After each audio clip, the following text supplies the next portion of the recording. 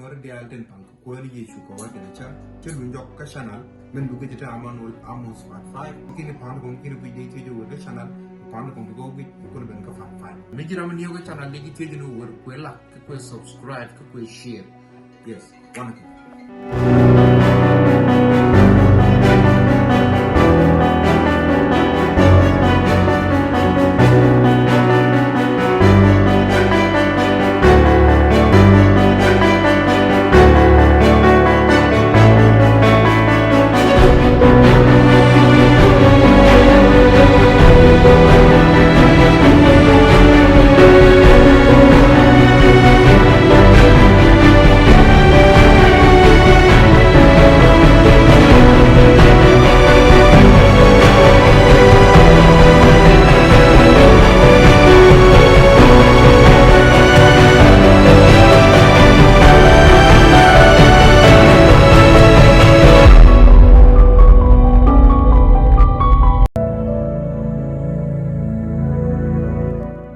daga yemi chu jen poinda cho point ram to chunga renen te pal ku kwida ngwamone chura mone to tok keminye nya na long goro dara lok kakane tin kokena la gor engo bikala jay bikala wo pal ku kwida cho kan kanaje ku chu jan kana gak reduel mi cho jo gak chu ta metin amanurun wang ke take ngwamo cho poinda cho long ko chu poinde chu chabit telamalar chu kan pal ko tukan yeti je poinde la kan ka chol lar chut kun kien ngane undo binan telamalar ulong tok daje kalat ka kora me chi ga jantin chu kan ngai no chi ye to bara chi ga je chu kan palin chu gok ka chu ne chu dak pin kon ke ko chu poinde chu jalong ko cha loang cho ro tol ko de ro long kum wo ja ro da re lo ko dundo me cha ro lera amat e cha to lo ko chu bom nyok luin point de nyok ko cha ro long kum jalla bum ko kore me cha point de jaga bum cha ja ngajen go bom min chu ben ka tere yene te cha tu point de tanke no luin jok chi ka blok ko chi kana blok bom nyok an me che jen re lo ko to mo chwa ja char en go beji lo ko to mo lat kami je along me lo den ja ga je lo de je ka long ko che je en go ken chi kana bul kut ka chi kana bul moy ka bar chwa la en go ko chi kana kut kane ti ka chi kana moy ka bar be jen bo ka logos bro do rep ka ye de ko ken along to bum na ken ka bobin ka park airport area intakentin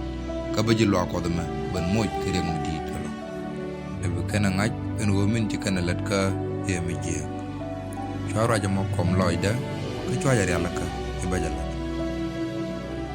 ngwa ma chwa jala tok wa ka lekos chwa dor nara ka chwa ko lar jen en go ara ma bu ko logos cheng na me ti kana pen jen kan kana long chwa jen ko ka kan cho ko torbiele wa den la ko de cho ko torbil mo ko antrobia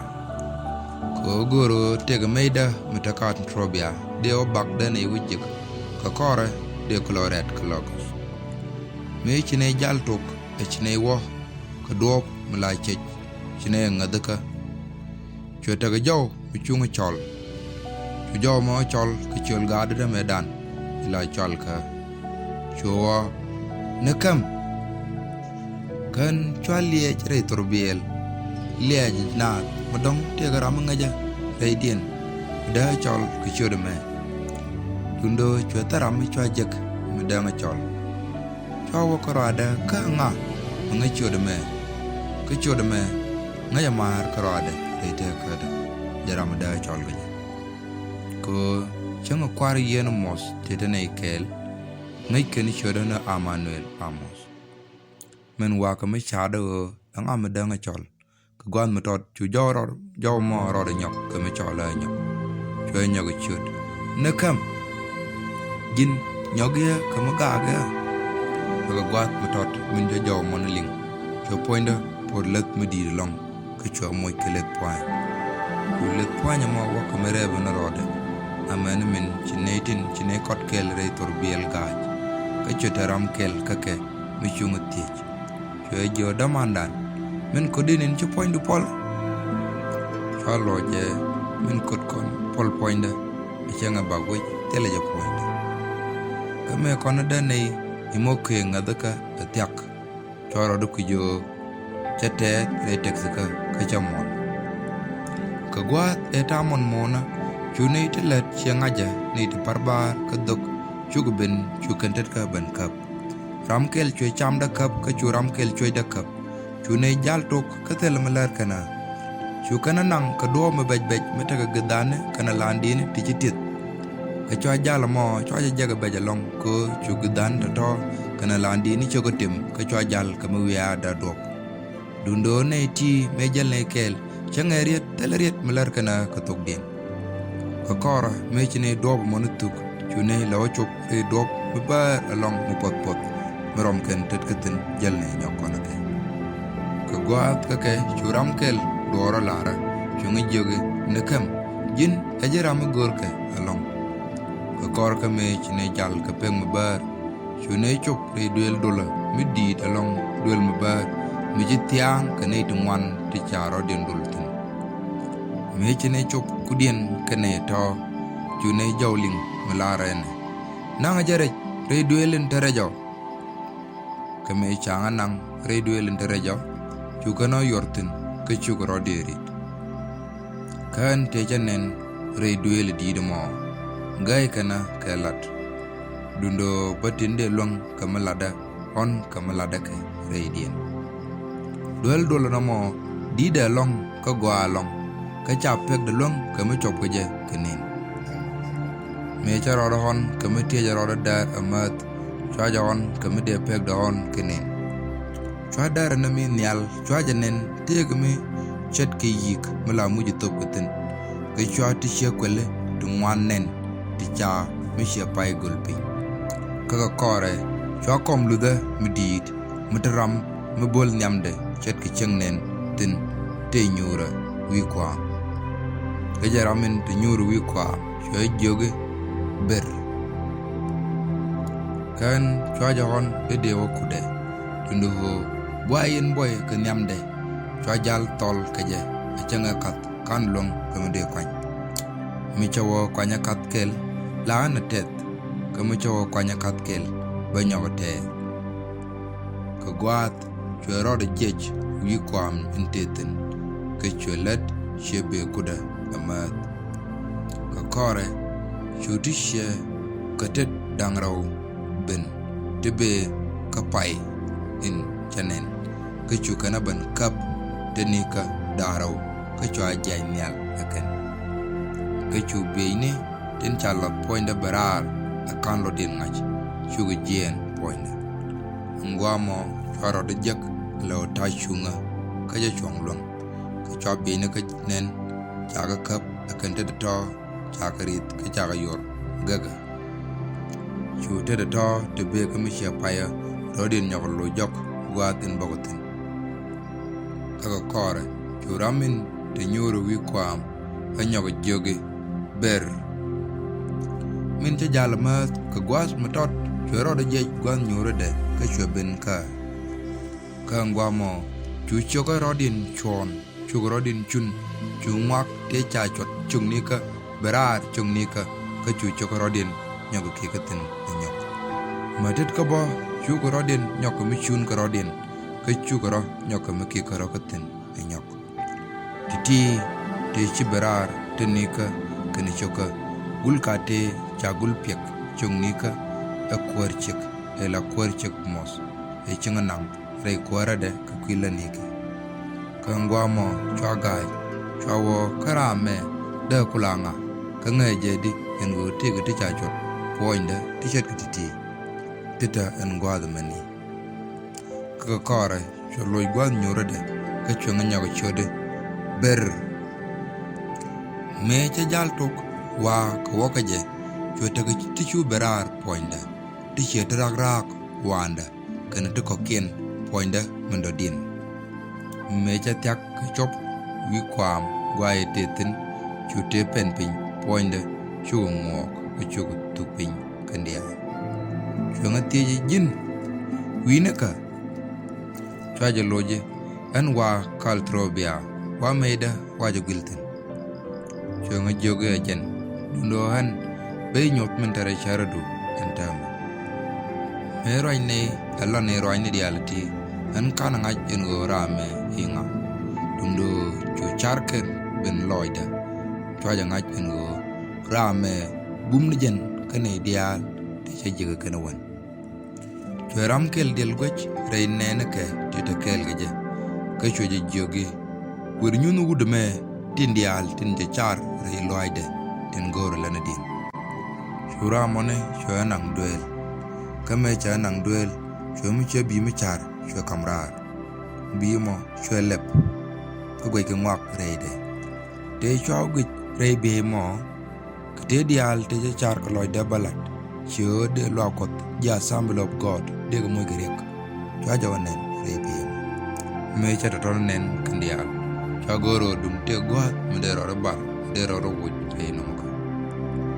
kore chura mo nyoko lu jok chunga nyoko banja chung niam kwam nta chunga tin nawan ka jolo jok ka jok de churo de je wi kwam nyura de ka chute de ban kap chwe joge berje wa nyos tia gwadme re jala chwe joge ne an goro no be jagatik chen goro briaw tundo titi akan bangu ti jok uwe kan chingaling achimen larje bilallet biliu an bayi nyot gwat in changnaitin chikantin kana gwat in changnaitin telutin kaga kor kame changala raja me an chwaja ngaja gwa en go ude me ajen yeshu kerso kame chine chup reduel kel shwemi chebi warnyana shwaja lep kangwa mo chwa win mon ke liu chwa janen tin chwa nan nen ke chwa tlat kenen tumwan chwa jingada nen manaitin sha jingada manaitu kombo tlat klet kendu gol nen kel mon ke chu ne nyakwo reduel mudadien ke chwe mi che bi wernyina nyok ne ga melebeje nyok ka ngwa mo chwa mi yelloy da long chwa janen tin chwa nan nen ti cha yen ko kwane cha tet ken kana ngwaken cha yen kana ti ka ji persi na takare jado loaj midit long ka chwe jogen go ne ti bigel yaban gwadme amani changlok ka chu ne nyakwo reduel ndiodien ka chwe mi che bi wernyana nyok ne ga melebe je nyok ka ngwamo chune na to nenten nei tu ngwan long ti chamoy ke bin te bo ka te loiken ka ngwamo chwa ye tejene ka nei ti ka ngani ka chunga joge nei ti ka nei din chukung tuk nei din chikan tin liep ku much ku te do loy dien ka me chine nyawo reduel en ngwan dien me chami che bi wer nyana lep me chwa nenten chwa mi chung jaga dwal along ka tok na me nenda bume ka lada bume dor cholet chete gare kel mi chu dop kamai mala ja lar kiye itik in binat kantin ka kor let ka kor chuje woj mon etela maj me bana wangtin ende ya lariye en go maj jatin atok maj jatin ye chu karso mete wi mon che gulla nap long engo tamaitin me bina wang ka kor keme wana ojien kete wi mon an chajanen ka wangda me chajanen chwaja goro chwaja tej kana me elangu chwe jogo na me ame chari alaka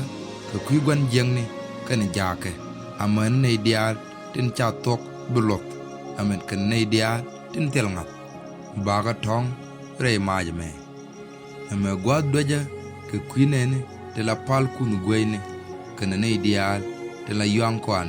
ke ne ler amana maina ne ideal te la tit ne ideal te la jukulan ke ne jikaja dial ne me elia in rewde kake kore chune nyawo reduel in deidien me chamiche biwer nyena lep reduel mo me chwanen chwete mi sheriet mi cha gorne min cha kamlus chune rora jak alao chetane nyal wi pam kune ping kune legwej ping chwarek mi jidit chwajanen jareg mo erek mi dide long karek mudungwa chalat agwa jen rek cha chara kalat ke damne ka tarai ne ka tarai ne te tele te dega mar par ka te dial tende wi mo ka jen chunga jogone jen chinga me a jen ching in la gwat te da loaj ka kwinene te la jingada jen tel doy dien min liep kana ka dir loaj mi di jin gorje bitangwame chaja loje gorje long e batangwam kaga kore chune roda rit ka cho nyogo nyur wi kwamde kore chunga jogone jin werke ko wala raj in chalet kiji wala ne jana ko gwat chunga nang re duel mo tien bo kame changa nang re duel mo chumi che wernyin chwelle be nyok ka chunga nyotte dial tinda doka re dobda ka lunde jok ka antropia ka chunga nyoto ba kan re dien ka dob mu kwaja ta in bakana ke liu chwanen ka ngwamo chunga jogone chudwal re gwamne dial tin titin an batakel giji telemi biji jak ka gwat e joto raika e changa ko raja mo chuo wuj re duel entetin ka chue chubat kuda ka ngwamo me chaker chwaro do jak no darama do dien ta tojere kule ka gwat de cha poinde jak chwawak ka jow mudire long amene me benete ta kelka roden bar ka gaiden ka jow njawaga ka kor ka me chikana ngaji charo palpin e cha poinde kwach chuguro te kuda ka chukana bantej amat an chaga teje angunonga ngwadmo chudu ma jalada enwo chamon pre torbiel chukana nang re lo akot catholic intaga ure ka chukana nang ndol walbo mane min chaol loike dol wal e doctor enwo rame chataga diriam poinde ijan mun ga jam mane min chukana kulunong dorien ka chwala bantoch ten ngwamo chukana tejen go jin awnet changamo chwala gwaten waten kana gwaten baten ka korka me chata kel ka kanji dwarma kana nangraw chukana nang re taxika nang kana re wech mi chwala ure me gor waten kanji dwarma kana idgo me chaw kot re torbiel moka antrobia me chop gwade nang kana tin re torbiel te dial te da twok te chukot nyoda idango jagda dok apuch chuko twok dumdo telerek mi chunga jak re dien ka kore chara wanyo kot re torbiel moka logos me chop en winmi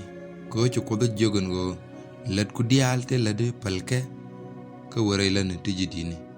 ka gwaron wangmo chaja goro balat tijidini bagalat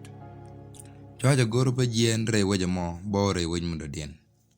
ka ngwamo chaja jien ka logos chawo ka park gwamo ne la roda tiech en ka roda ka gayo gida along la no wone rami jiek mi chia mi ja kwan jeng ni menang na no ko dede dare palaka be goro baran en cholo teje na mo jek lo beje no chwanga jeni en wo konel en ka puje tok chen ka min chalat e roine pe no ko en no one kana bang ka bible john chowel ba jandaro to boro chaya larne ling det ka jawda kan ngaje ke ka kan gor ka an cha kam tek mitel pek ka chike bumano ka telarame be ka kamrar tedada min ci gwar akama dini jen ka tidial ka telarame be ka long ka yutrar tedada me charodo kuriet kwar ni ye chukarso me cholat kenyam be tekada o te dial te chakama akwar chika te chamun rekier nek television kane telekopne wana ka turne kane benya dial aman kok chiig ni ken te chikan kama aman kok te ja taw duel kendial ja gor baka woch kendial ka baga wang wa de tat me chaben ka park airport ja gor engo de me chukodalat re te kada wala na re lwakot dundo kan gwas longa jek siang nara ko krishin ja gor engo banga nang lwakot ka bango nyot ji lwakot ko de tege ci tok re te kada de jalat lat bos lwakot engo de moy ko gwat ko de dolat dundo bol lwakot to me ci kan tech yu kan tenu jen wude me aran lodan te ka wargak lodan chakulo ka bos te tede kende da goro aran lodino kwa ci aran lodin engo de long leni ye chu kar solat tin chalat re te kada ngu goro dan konaran lodin tin kot kana lak kariam gade ka kana wuj re mot cha nong re boya ngu gola de goro re goya mileng goy mo midaran nyona mida wudin wargak ka goy kot min chalat karamshe an chuloy de jeglong ka bozato kon taga ngaj mudrung en ngaje rei lani lokot lagon jingna taga long ko mitega tok ko kwikot chablong kamalat ke je rei lokot rei ke tidial chwaja ngajen go chingna men lat kot la de gay nat magon jingna bo la de ngwak rei lokot apena toko do be joj abaja ngajana an chwara jogun go chukoba kam guk ko changa jogun go rajin chaladji wer wala na janat mi chang chinat ban joj en go chak telo gwat mi de jak mi de raja malatin choja ngaji ngode ba gwat jak abalana ngwamo shunele jalkel konne ti tajer dang diok jene kahaba wone ga togo wone kwak chon to wone ga ban kwak an gwamo cho ko ka kwak tinang yo tikine do korkel ude jan bakel kare kwang na te cha kok yo te kwak to ga ke man yo te dan ne ke re ne ni te jal ne ke yo tikine te jan boro koro akel la yo ko to cho kok kwak re dien ke ware ke ne bieni malai ni tungwan to gol to de ko lo kwak me chine ta ka chop Raymond Nigeria chane kap ka gubruk gwaden la kwak akap tin ka tol kwang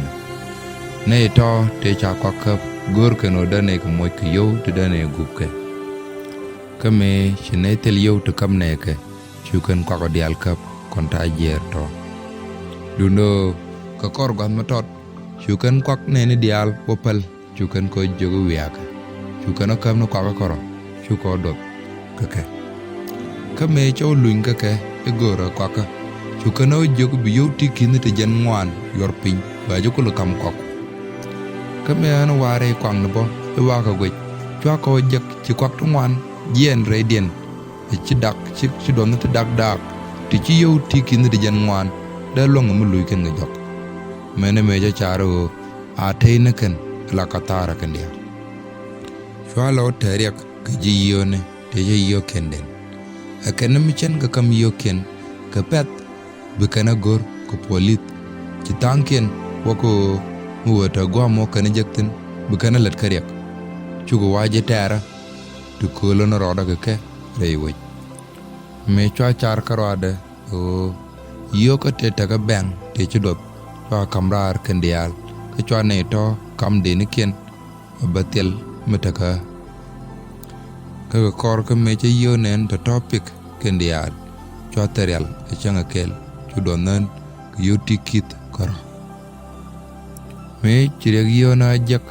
cho chum no ko cho tel real e changa kel me de tup ka turbil me chawo koda la jalan ke choka cho gor baraj ke jilo akot te tiang nei konake te la krishini ko da kana lok e chang rol kana tet ken ko de lat de nyaw loitin dong der ta ko de logroda e der la nyagoro ngi tuno tel mi chu kana lojaten en go tel do to kan jogna bulu njogrun wil kana katala do kel mo kana pe amana me kapala ina ba en go adamo chota ke choj mi di de long ko goro lok kana katel ram je ga lokaje shugo tel a changara me danga chum keriet me da loide le bum chonan ka en go adamo kan go mo ko jeriet kot undo ko tre da ko kot ana gor bo kwen ke bai en go mo me kwala tere chara ko bongulat ko jame chana ngach ko der lokaje chu chiot ben changa chal Raymond gwa e changne nawal no gor katen kapet cha gor bangalwa ko be chiot mo ling no bongulat ke kuidamo me cha chop cha dora me dano jek cha munda ken chienda cha lokan cha ko gwalen kala de jenu muwaga den kele ci do wajek bajanak cha jene me chol nada ngo cha mundun lo majugule ngwa the mo chulo de nyago jiega long e bicharka nyago loy nara e bachar ko de ran let ka mi je e nyok ke kuitega mi jiega mo chuwida gay long ko angu mi jak ngwak dial ka ja jiega no me chi kwan jeng ni jogor longo de amoy kerek ka ngay jedi icha tegda cha kam ko en chwa ko pal jal do mi di de long ka chwa je jok en wo jin kana ko baben cheng ri chuja re je ko loy ko bang ko dol je tara ko cheng dial je gati chwa roin tungwan chwa lat ke wiye along lat ne ko ne chwa ya charan wo aloy jok aloy re la ni ka te tat chwa goro bagwale no mo let kerek mi chaba paru ich re te kade ko babat wi mo chu char krodin nyaw jiek e chwa der loy nara dundohan chwa re de chalara e korni ye chu tim me chang jogen go titi ka kan bango te jok mu yo loy ra biliu kan bo nyok chwa lia mo gwi alo jejen liari ngame karwade mi chong kangeng anaka je beliu telia indorar tin nyok la tek ma metel pe ka kujin do dien bo to nyok char engo wa ngot kama jagaro karan ko bu gwalen ma dol e cete ledati caga bo kapto bu goro lede nyin ka dial yer chienda ko do me ande ro do nyodde be ngajien ana gwamo chuchar ka nyon along dub dangara uti chuchar ka nyon along rai ka titi kandara ka chwaje kwich ingo amandien danga lok no ine tin lenka dara jeye me chuja long rai ka titi e kwit ko telrame choma mitiaka ala kerichene te pairo derit reteka te paite den kamkot gor ka ne ti da ka chum gor ka ne ti da ka bu ne tin ci de la mat re ngada gor ja da ka rodin tiek karam cheram me koram cheram la gon jing na wur ko ra tumwan gor gon jing je dare nyoko lojrar ka tumwan mitel ram to kude mi kuje lok mi kuje le chum mi tim je riet ko roda longa ka chum ko la on ka akana didla tiam jagariet kot mi ye chu kerso chu Peter tejeno Peter jin noga kanok mlen nogra jeti chu Peter jo kwa nagaji no mlen nogra ke joge min detka gwada me o yen bot gorje biadit biagatit rajin gor kwar yechu gwame o dedial tum koy kwat gor kene biaga miet eriet ko biaga chum ke biagatit ko chow go betiam be lo jra